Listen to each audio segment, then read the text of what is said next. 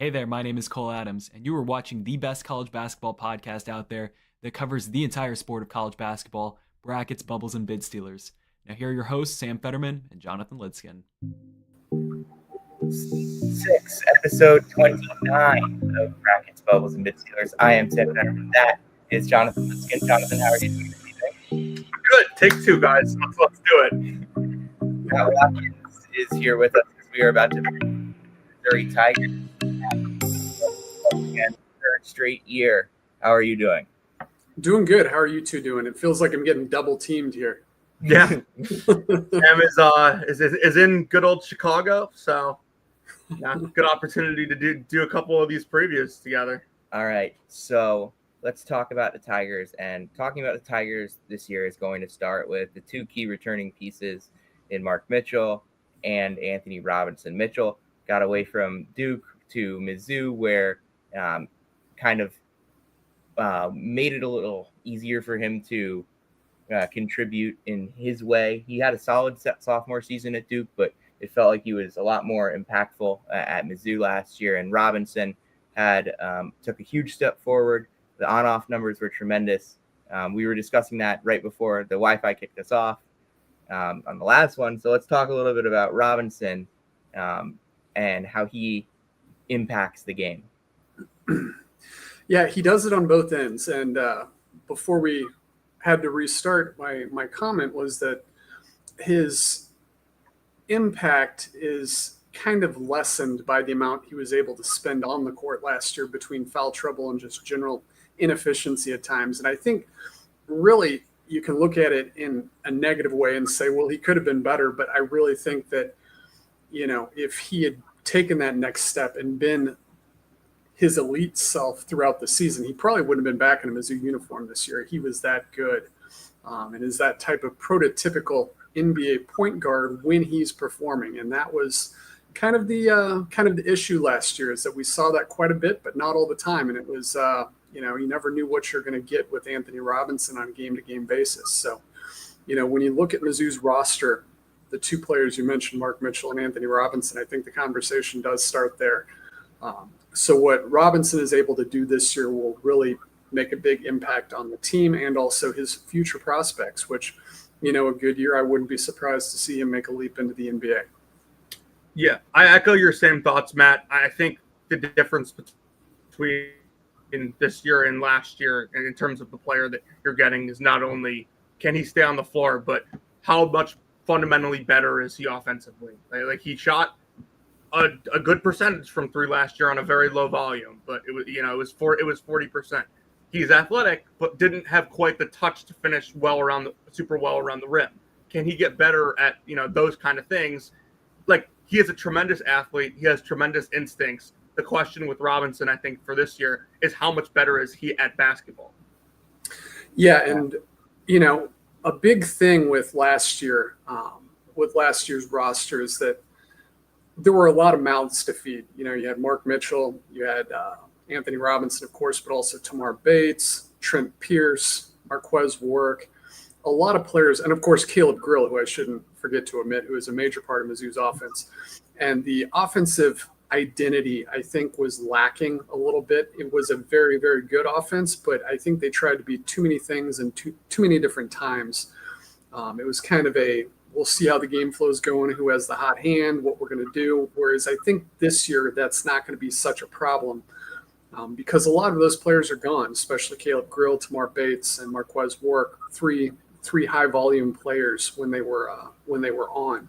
So I think when you come down this year and you look at who's going to take shots, it's a much more streamlined, much more limited look. And I think Anthony Robinson is going to have that opportunity. And I think Mizzou's offense is going to be a little bit adjusted to what they're doing. I think they'll probably be more pick and roll heavy this year with the addition of Sebastian Mack out of UCLA, who's a similar type player to Anthony Robinson in that they like to get off ball screens and get downhill and get to the rim. And I think just by virtue of having more opportunity, Anthony Robinson may be able to elevate his performance. That's a big question going in because he was very good, but can he be more consistent?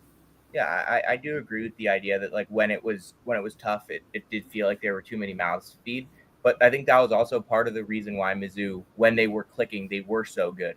It's because they could go to 5-6 different guys and get a stretch where they're taking over the game, scoring wise or doing whatever. Grill had his moments, obviously. Bates had his moments. All those guys had their moments throughout the year, but there were a lot of moments where nobody was having a moment because nobody was sure who was going to have a moment.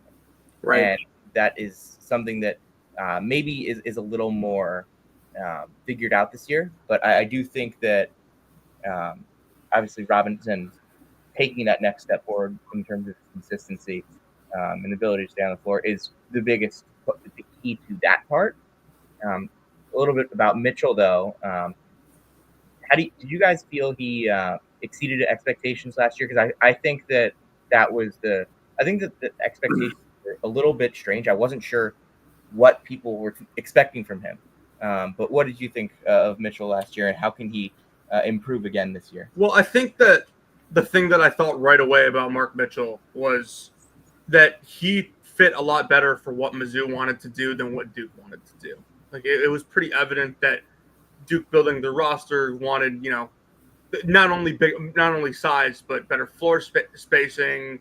They didn't want to have like non-shooters, non-center rim protectors on the floor.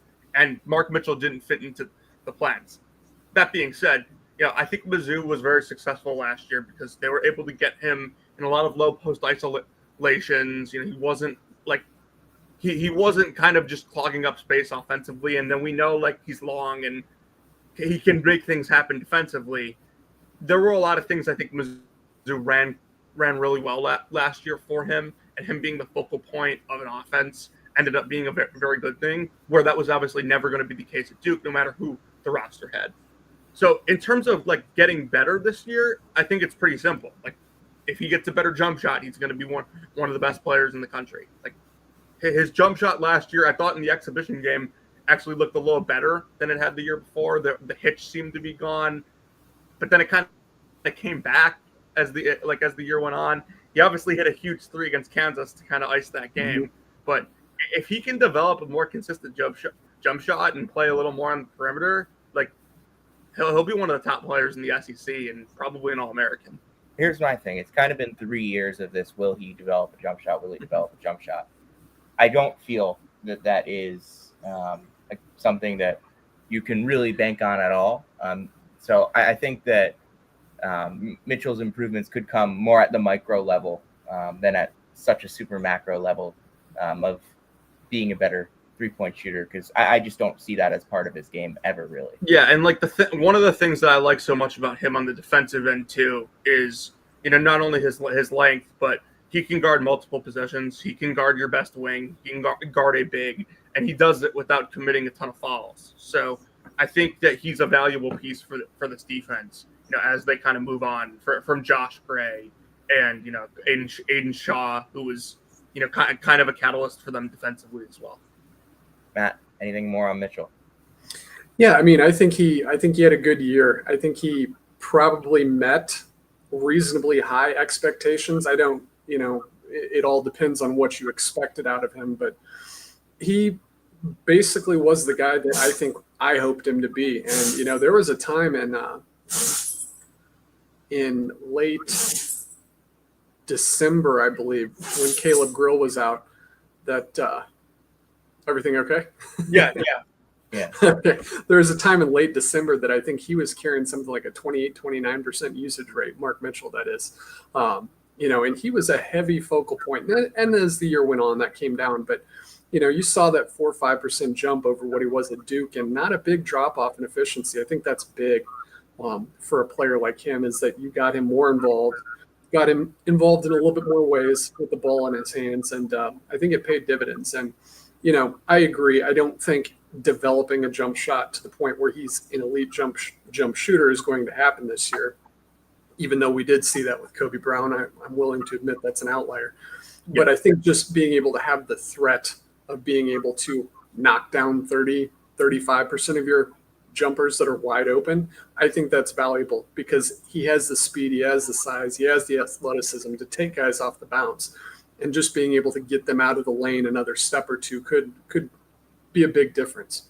So I don't think the jump shooting will make his game, but I think it could make his game better. We mentioned Sebastian Mack a little bit coming in from UCLA. How do you think he pairs in the backcourt with Robinson? Is that the type of guard you you were hoping Gates would go after, or do you think that it's maybe a little bit of an odd direction?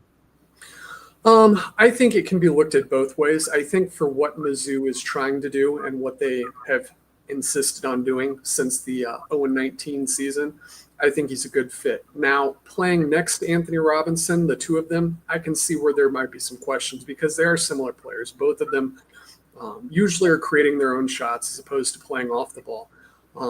But I think Mack does bring a good defensive effort on that end of the floor, which is big.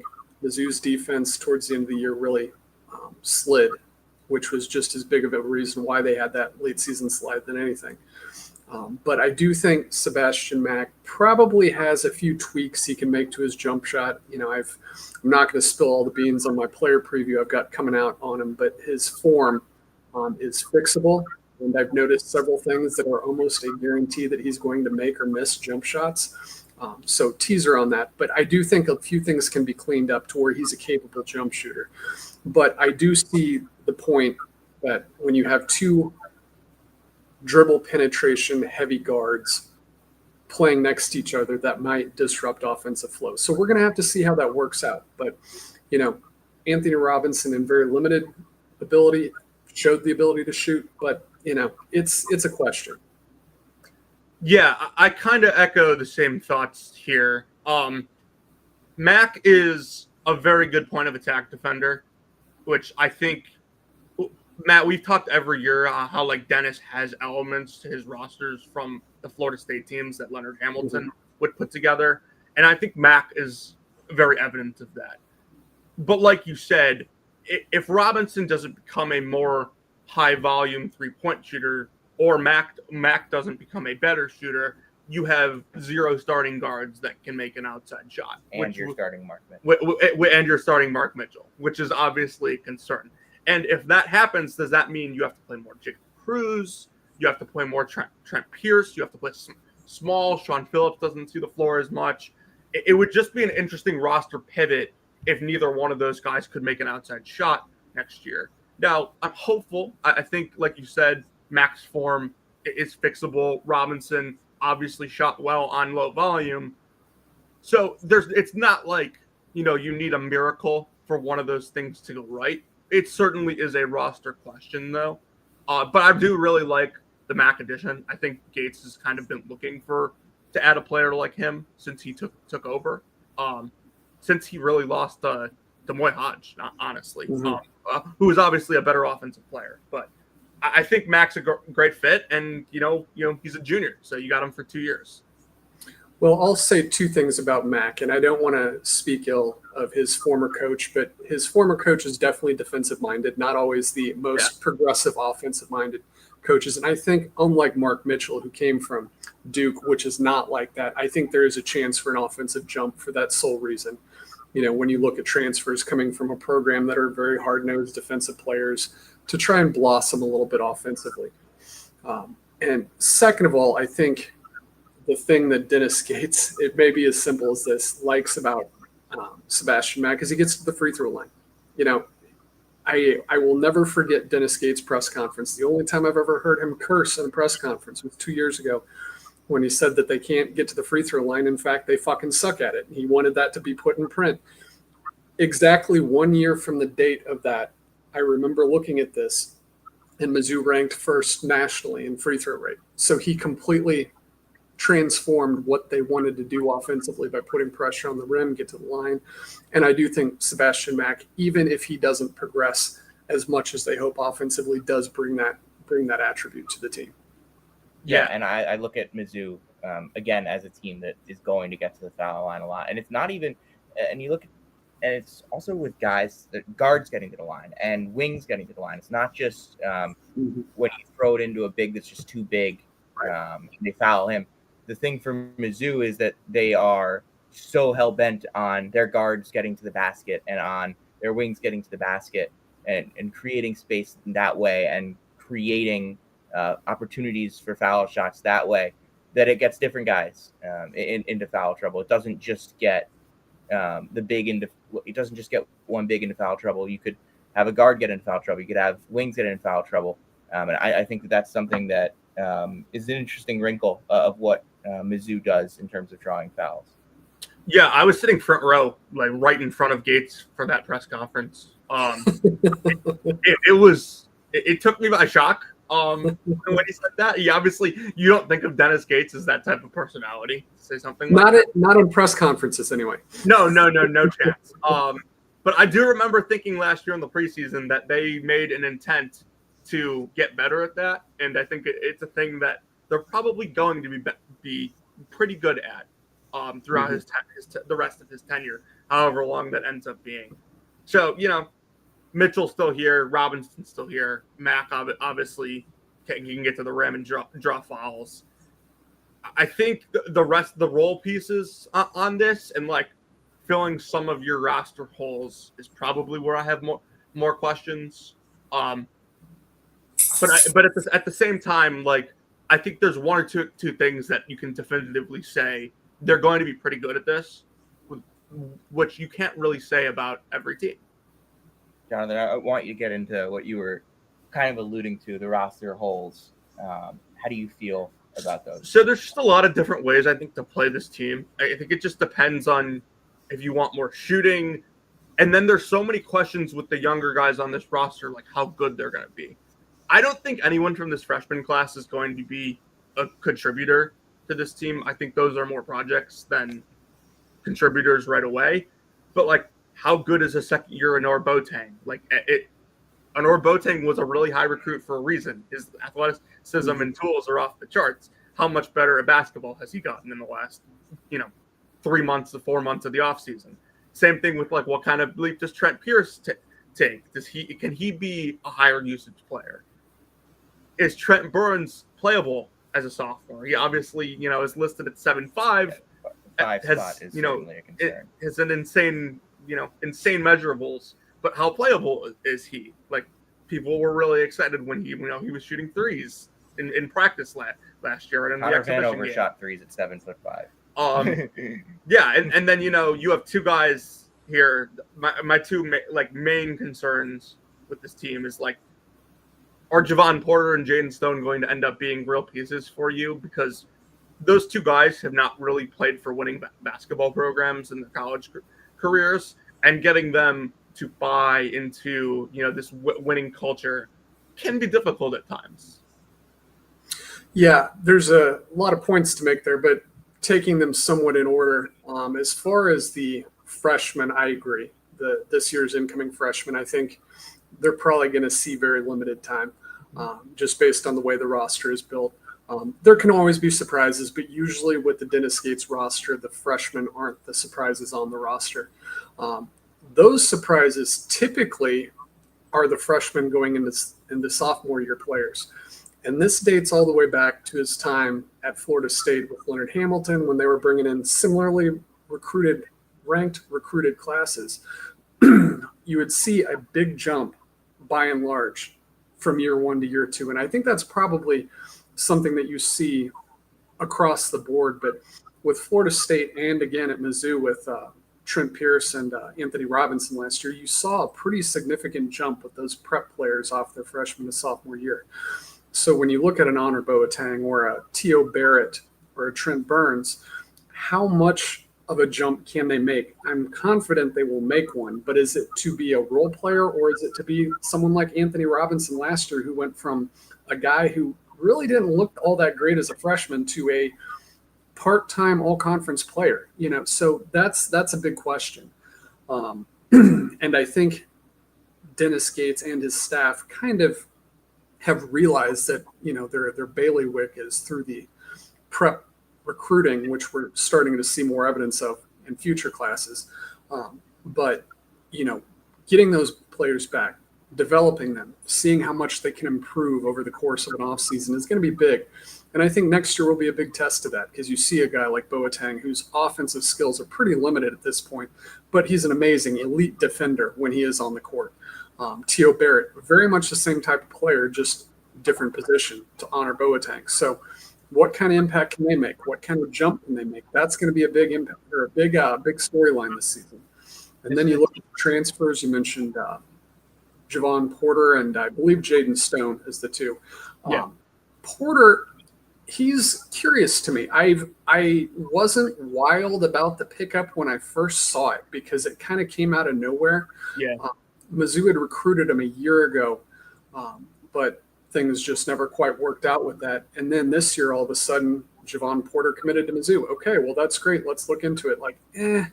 He's kind of floundered around for 3 years. But when you looked at some of his numbers, especially defensively, and looked at some of his tapes, he made a pretty big improvement this year defensively, which I think is good for Mizzou because when you look at what kind of offense I think they're going to be running, if you're able to play Javon Porter more as your 5 as opposed to a 4 or even a wing, which I would highly advise against, having his offensive skill set, his mediocre shooting, we'll describe it as, can really make an impact as a 5-man, whereas a wing, you don't really want a 30% three-point shooter there. But if you've got someone who can stretch the floor and pick and rolls, pick and pops, then that's a different story. So I think he made an improvement there. Jaden Stone, no idea. He put up huge numbers on a really, really bad Detroit team. He's missed more games in his college career than he's played. Sat out all last year. You like the measurables. You like the fact that he could fill it up. But, when you're coming from the Horizon League on a team as bad as that, it's hard to say. You look at a guy like Marquez Warwick, who also came from the Horizon League. He put up good numbers, efficient numbers. The only player I can really think of to compare him to is DeAndre Golston, who played with a very bad Milwaukee team prior to coming over, and his numbers were equally unimpressive from an efficiency standpoint. You know what? He had a good year. He wasn't an elite player, but he was decent. If you can get that, even minus the late game theatrics, I think you would take it. But I kind of see him more towards down the end of the rotation because I do think some of those guys coming back, like an Honor Boateng or Teo Barrett, will probably step up, especially since they're able to offer the defensive capabilities that I don't think Jaden Stone will. Mizzou has run some of the deepest rotations in high major basketball since Dennis Gates got that job. And that's part of what Gates wants to do there. He wants to play a lot of guys. And at times it has been which guys are the right guys to have on the floor at a certain time. And I've been questioning it. Jonathan's questioned it at times. But for the most part, that formula has given them two pretty solid teams. And obviously one team that had some injuries and it didn't really work out. But this year, I just look at the roster and I'm not sure quite yet if they have enough of those guys to play exactly the type of deep rotation that they've played the last couple of years. But I think that there's definitely more than enough from the top guys on this roster that you're going to get to be at least a pretty solid team in that SEC. Yeah, I don't, when I look at the roster, I agree.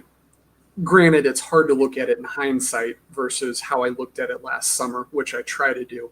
But I don't see this team being quite as deep, at least effectively, as they were last year.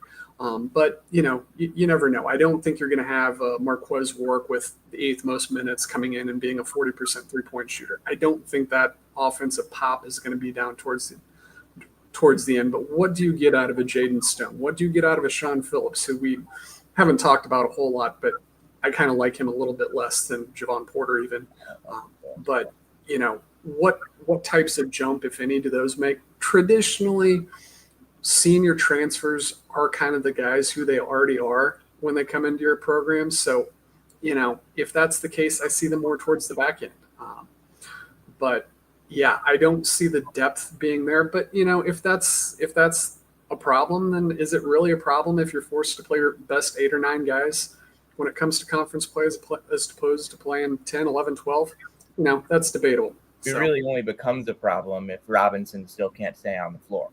Right. For sure. And the guard depth is not super deep this year. You're looking at, if we don't consider Jaden Stone a guard, which I really don't, I think he's more of a wing, especially when you try and small wing. Yeah, when you try and pare back some of his possessions, your guard depth is Anthony Robinson, Sebastian Mack, Teo Barrett, and freshman Aaron Rowe. Yeah, All right, Jonathan, you want to take us home? Yeah, the real quick before we do, the last kind of gripe I have here, or last thing to say is I still find this non-conference schedule pretty appalling, especially with the trend in the way teams that are good are scheduling now in non-con. And it's not so much, that you're only playing, 4 high major teams in non-conference. It's not so much with that. It's the fact that you're still routinely scheduling teams that are like 330 and below in KenPom. All right, Jonathan, you want to take us home? Yeah, Matt, anything to add on that before we go real quick?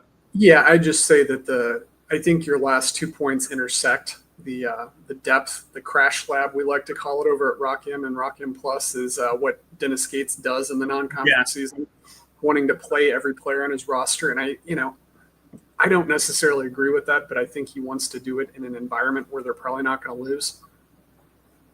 Yeah. That's basically how I consider it. And I'm not justifying it. I'm just saying I think that's probably why he does it. All right, Jonathan, take us home. If you came to hear about Tyler Self, Zoo podcast, Tyler Self, I don't know about that one. You came to the right place. If you came to hear about Mizzou scheduling 3 SWAC teams annually, you came to the right place. And including the best 1 in 5 team in the country. And if you came to hear about the latest happenings with Caleb Grill, which we actually did talk about, you came to the right place. This has been season 6, episode 29 of Brackets, Bubbles, and Bid Stealers, and we'll see you next time.